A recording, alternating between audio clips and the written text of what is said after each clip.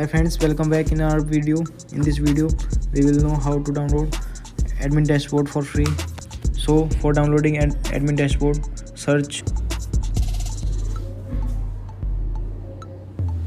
bootstrap-com.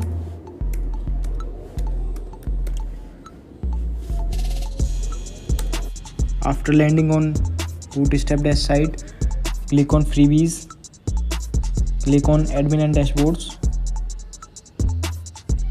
Here you can see there are lots of free dashboards. Click any one of them. Click on download from GitHub. Here you got this option.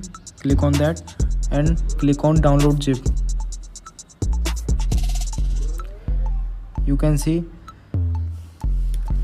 the theme is downloaded. And if this video is helpful for you, then please do like, share and subscribe our YouTube channel.